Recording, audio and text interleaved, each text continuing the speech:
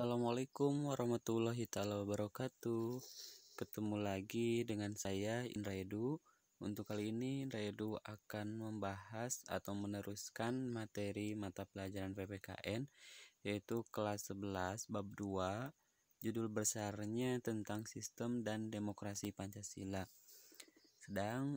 Sedangkan pertemuan dalam video ini yaitu pembahasannya tentang dinamika penerapan demokrasi Pancasila.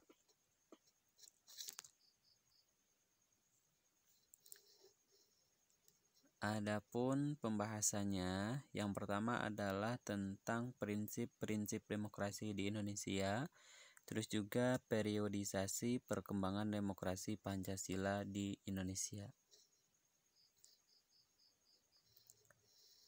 Nah, prinsip-prinsip demokrasi di Indonesia, Ahmad Sanusi mengutarakan 10 pilar demokrasi konstitusional Indonesia menurut Pancasila dan Undang-Undang Dasar Negara Republik Indonesia tahun 1945.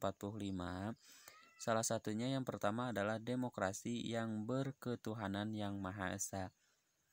Nah, seluk-beluk sistem serta perilaku dalam menyelenggarakan kenegaraan Republik Indonesia harus taat asas konsisten atau selalu sesuai dengan nilai-nilai dan kaidah-kaidah dasar ketuhanan yang Maha Esa.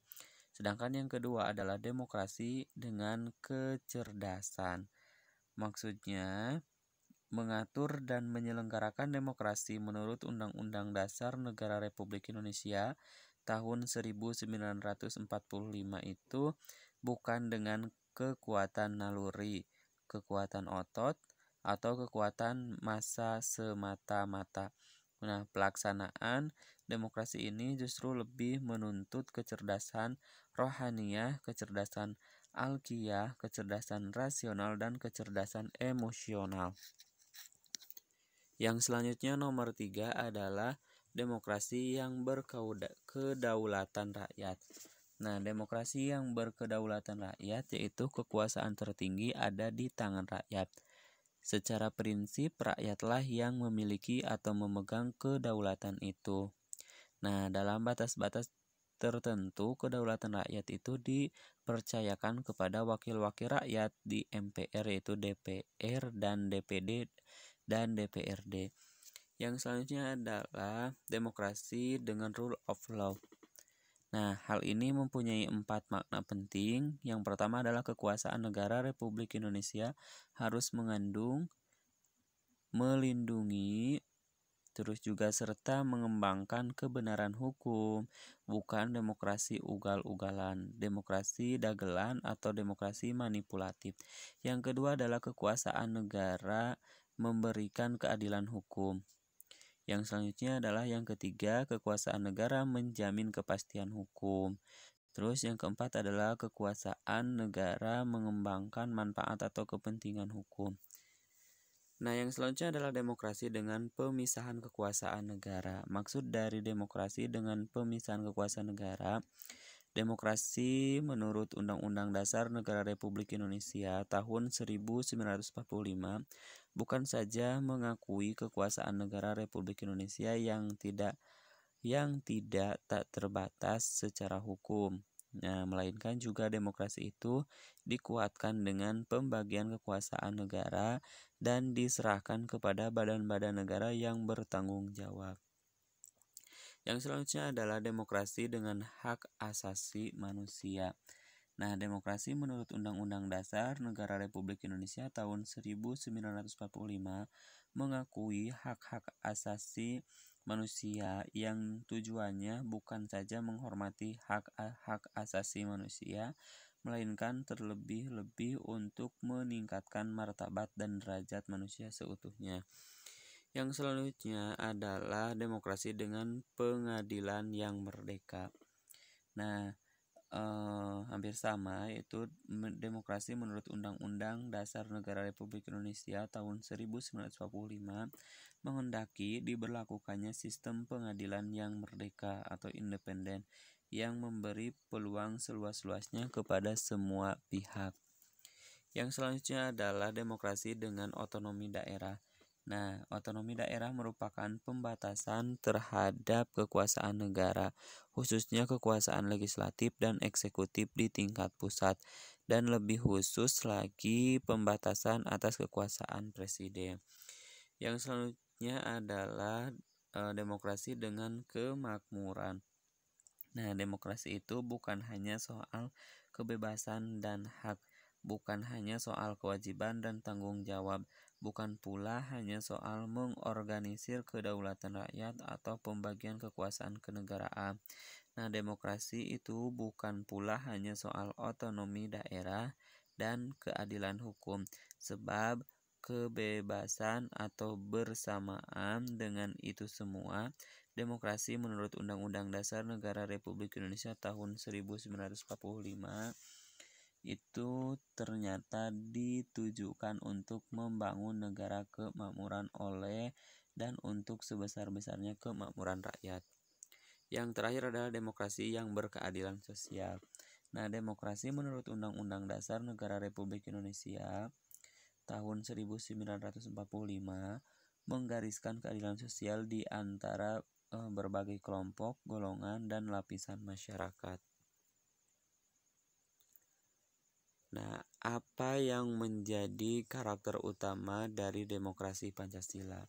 Nah, yang menjadi karakter utama dari demokrasi Pancasila tentunya adalah sila keempat, yaitu kerakyatan yang dipimpin oleh hikmat kebijaksanaan dalam permusyawaratan atau perwakilan. Dengan kata lain, ya, demokrasi Pancasila mengandung 3 karakter utama, yaitu kerakyatan, permusyawaratan, dan hikmat kebijaksanaan. Nah, pembahasan selanjutnya adalah periodisasi perkembangan demokrasi Pancasila.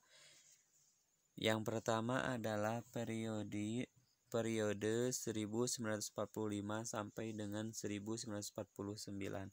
Nah, pada periode ini pelaksanaan demokrasi baru terbatas pada berfungsinya pers yang mendukung revolusi kemerdekaan. Sedangkan pada periode 1949 sampai 1959, masa demokrasi parlementer merupakan masa yang semua elemen demokrasinya dapat kita temukan perwujudannya dalam kehidupan politik di Indonesia. Salah satunya dalam kehidupan politik Indonesia yang pertama adalah lembaga perwakilan rakyat atau parlemen memainkan perannya yang sangat tinggi dalam proses politik yang sedang berjalan. Yang kedua adalah akuntabilitas atau pertanggungjawabannya pemegang jabatan dan politisi pada umumnya sangat tinggi. Yang ketiga adalah kehidupan partai memperoleh peluang yang sebesar-besarnya. Yang keempat, pemilu hanya dilaksanakan sekali pada tahun 1955 dengan benar-benar dilaksanakan dengan prinsip demokrasi. Yang kelima adalah masyarakat pada umumnya hak-hak dasarnya tidak dikurangi. Yang terakhir adalah daerah memperoleh otonomi yang seluas-luasnya. Nah, sedangkan periodisasi yang ketiga yaitu periode pada tahun 1959 sampai 1965. Nah, pada periode ini yaitu disebut juga dengan periode demokrasi terpimpin. Demokrasi terpimpin merupakan pembalikan total dari proses politik yang berjalan pada masa demokrasi parlementer. Karakteristik utama politik pada era demokrasi terpimpin yang pertama adalah menggaburnya sistem kepartaian, ya. Yang pertama adalah mengaburnya sistem kepartaian. Yang kedua adalah terbentuknya DPR gotong royong. Yang ketiga adalah HAM menjadi sangat lemah. Yang keempat adalah kebebasan pers berkurang. Yang kelima adalah sentralisasi kekuasaan semakin dominan. Yang keempat adalah periodisasi 1965 sampai 1998. Era baru dalam pemerintahan dimulai setelah masa transisi yang singkat antara 1966 sampai dengan 1968. Nah, ketika Jenderal Soeharto dipilih menjadi Presiden Republik Indonesia, era yang dikenal sebagai Orde Baru dengan konsep demokrasi Pancasila. Sedangkan yang kelima adalah periodisasi 1998 sampai dengan sekarang. Nah, penerapan demokrasi pada era ini yaitu era reformasi. Nah, pada era reformasi ini adalah demokrasi Pancasila. Tentu saja dengan karakteristik yang berbeda dengan Orde Baru dan sedikit mirip dengan demokrasi parlemen pada tahun 1950 sampai dengan 1950.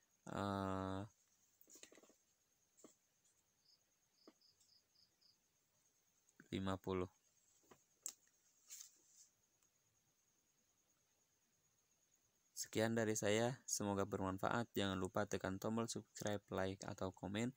Assalamualaikum warahmatullahi wabarakatuh.